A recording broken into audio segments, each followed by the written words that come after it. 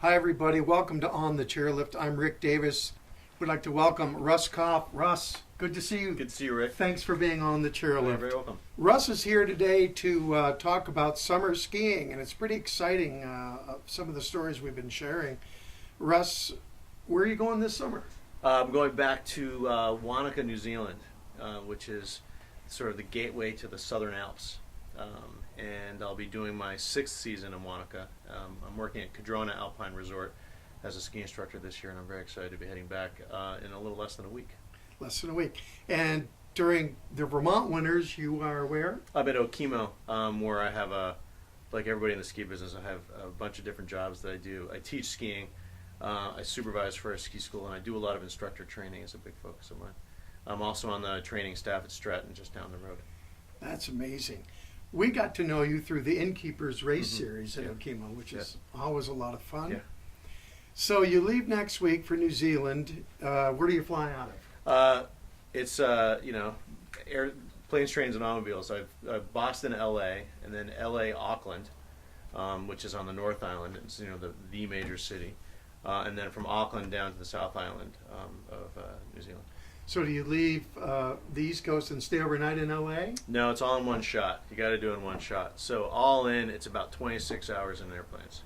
That is amazing. Yeah, it's pretty But you awesome. found that's the best way to do it? I have this fantasy that someday I'll do the trip on Air Tahiti Nui, and I'll have like a 5-day layover at Papete or something on the beach. The reality of my life in Wanaka is I go down there for the work. So it'd be great to go down and have a nice vacation and go to the North Island beaches and the Coromandel Peninsula. But I'll fly in there and get settled into my house and start working pretty soon after at Cadrona. Interesting, because a lot of folks might think, oh, it must be nice to go skiing in the summer. Yeah, it's terrific, but it definitely falls into the be careful what you wish for category. I love it, and where I go, Wanaka is as different in every way as you can find from Okemo and from Ludlow. So it's the same sport, but it's vastly different in ways big and small, and I really enjoy that. And of course, there's you said most of the tourists that come there are from what countries? A lot of Australians come to ski there. Quite a number of sort of expat Europeans from the Pacific Rim will come down. A surprising number of Europeans and British people will come just for their holidays. They'll come down for a couple of weeks. And the Kiwis themselves ski quite a bit. There aren't a lot of Kiwis, but it's still very much a grassroots sport, especially on the South Island. Interesting. So are the Kiwis a lot like Vermonters, do you think? In some ways, yes. They're a little more gregarious than Vermonters are, and they're very, very friendly and very welcoming. I think that my experience in the guest service side of things at Okemo sort of prepares me well for the Kiwi experience. So they're wonderful. They're very keenly aware of living in a very remote corner of the world. So it makes them very curious about the people that come to visit them, and so they're very welcoming and very inquisitive. A Kiwi will often ask, "Oh, so are you enjoying your time here in New Zealand?" And the response is, "Well, yes, I really am. It's great." So you're going to be over there. You're going to get settled into a new apartment. Mm-hmm. Yeah. What's an apartment go for in U.S. dollars? It's all over the map. Seasonal apartments typically rent by the week, which is kind of funny, and you can spend as much as you want. We were kidding around. A lot of kids come down, working for the Bank of Dad, and will live in these posh places. Ideally, the goal is to spend, no more than $150 Kiwi dollars a week, all included. It's all over the map. So that's an okay deal, $600 for everything included. Yeah, it's not bad. Okay. It's a very expensive place to live. Well, yeah, it is. So transportation to and from your job? Staff vans pick you up, do a lap through town. It's one of the things I enjoy about living in Wanaka. It's a very compact downtown area, and I walk everywhere. I don't have a car. Because the two resorts in town are both quite far from town, and there's no lodging at the resorts. Everybody lives and stays in town. So Wanaka is really kind of ground zero for all this kind of outdoor activity, and it's not just the skiing. It's, you know, rafting and kayaking and kite surfing in the summer, lots of sailing on the lake, and lots of you know, alpine adventures. There's all kinds of climbing that's great in the Mount Aspiring Park, which is right there. So when you get to work, what time do you go to work? Early, and you know, it's pretty far south, so the days are really, really short. And in June and early July, that means it's dark.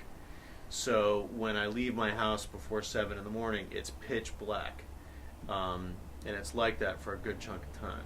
And you know, again, it's about 40 minutes from town to the resort, so they make for long days. So when you go check into your office and get suited up. And Yep. It's Cadrona is going to be a new experience for me, having been at TroubleCon for the last 5 years, and I'm really looking forward to kind of being the new guy and sussing out how the ebb and flow of the day and the season is going to go. But as a general rule, one of the things about being a ski instructor is you're never really 100% sure what your day is going to look like when you get up in the morning, especially when you're starting out in a new resort like I am. So it'll be on snow certainly before the lifts open, with the idea of being prepared for, you know, a whole day in your ski boots. At what time do the lifts open? Usually it's 9 to 4. 9 to 4, kind of Yeah. like back here Just in like here. Vermont. Yeah.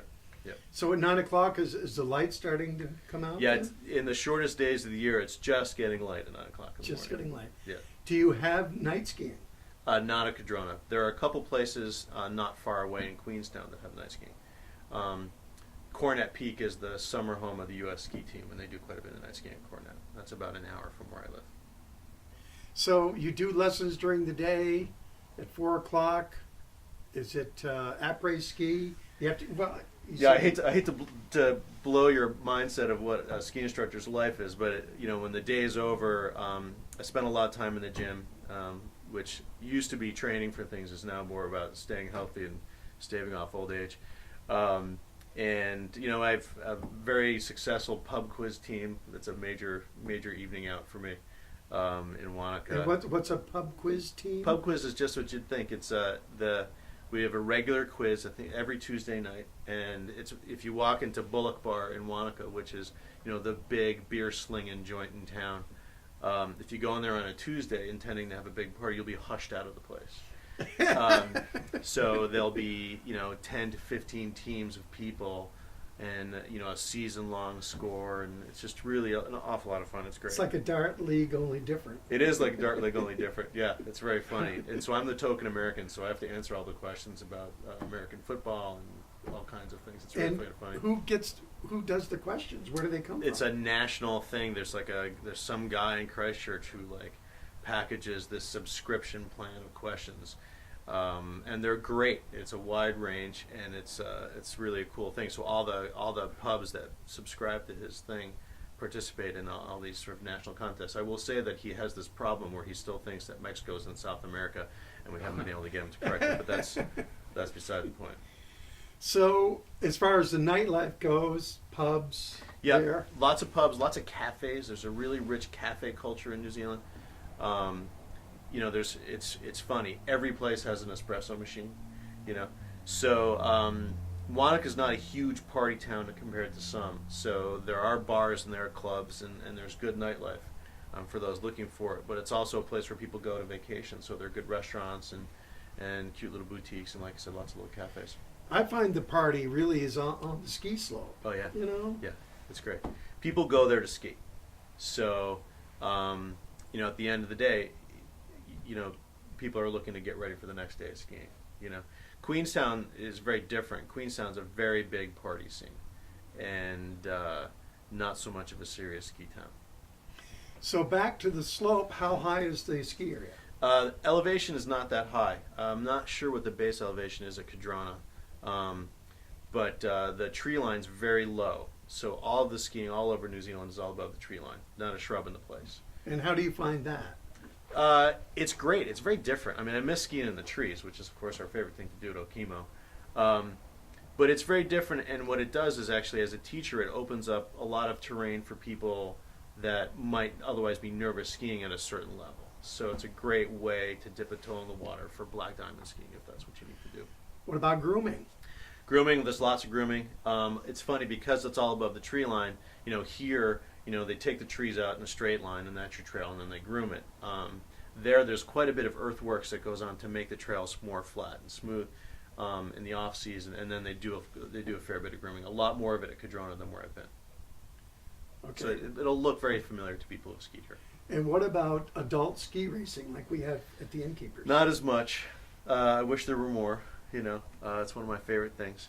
But ski racing is really only now developing as a focus for Kiwis themselves. Wanaka is a major destination for Northern Hemisphere athletes.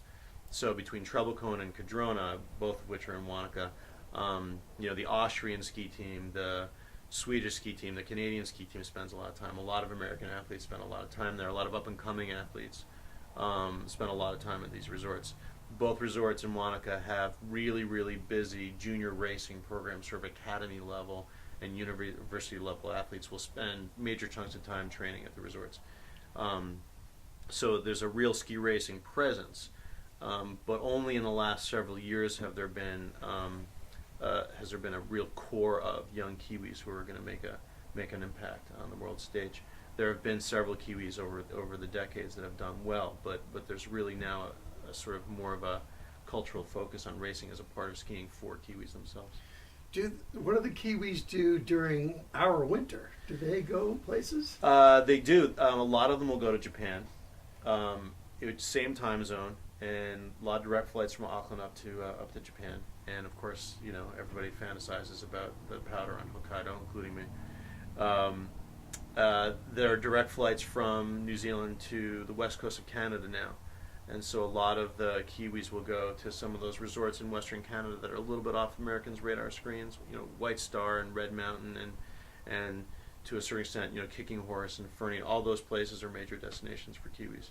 It's funny because they're very curious about Vermont. They don't meet a lot of Easterners, and they all want to know what it's like. And I don't dissuade them from coming east to go skiing, but you have to tell them the way the world works. Yeah. So when is opening day for your ski resort? Opening day is the 22nd of June. Is that normal? Yeah, that's about right. Is that our November? Yeah, it's a little different because the first 2 weeks of the season, the second week and third week of the season this year are school holidays. So if you don't open on time, it's really a rush. So last year was a very poor snow year in New Zealand, and everyone was laid off for a while, and it was really, really hard. And you were there? Yeah, I was there, and we opened on the first day of the school holidays. And that was really difficult for the resorts. I mean, these places shut the doors all summer, so, you have to turn on the lights and clean the soda machine and get everything ready to go and having it look the way you want for your guests. With no prep time, it was very difficult. So we'll have a bit of a soft opening for a week at Cadrona before we get hit with the crowds for school holidays. This may be a silly question. What about snowmaking? Lots of it at Cadrona.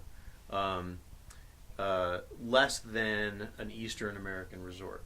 It's more like what you'd find in Colorado, where it's sort of as needed in early season. Early season, yeah. Once it's funny, weather reports in New Zealand are incredibly complicated, and you don't realize how easy we have it. And it's an island in the middle of the Pacific, so the storms can come from any direction. And if they come from one way, it'll hit one resort, and if they come from another way, it'll hit another resort. And you have two resorts in Wanaka. One might get 3 feet of snow, and one might get 1.5 inches.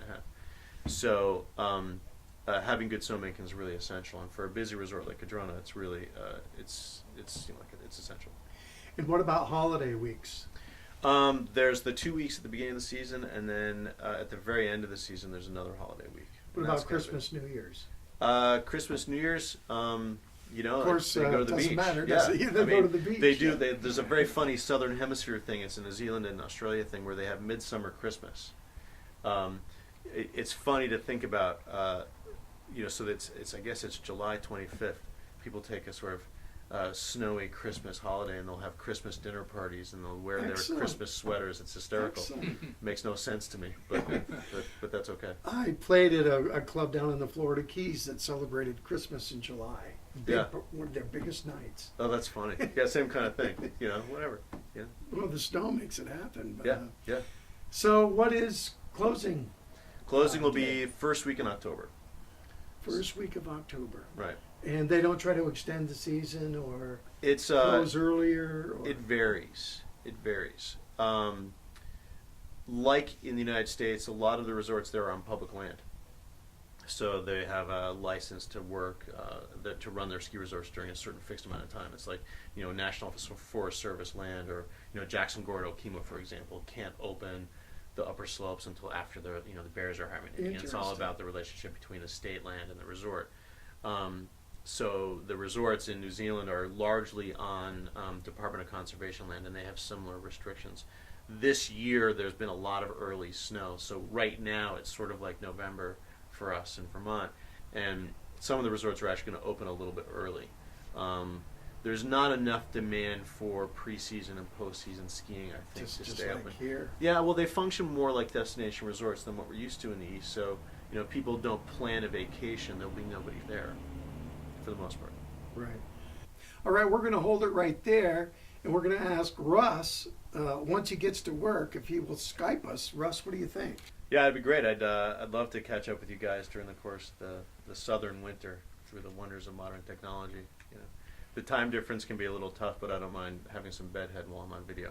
So the time difference is, did you say? That hours? is 16 hours ahead. 16 hours ahead. Yeah. Okay, Russ Koff, thank you very much. Thank you, and Rick. we look forward to seeing you in part 2 of On the Chairlift. This is Rick Davis saying, think snow.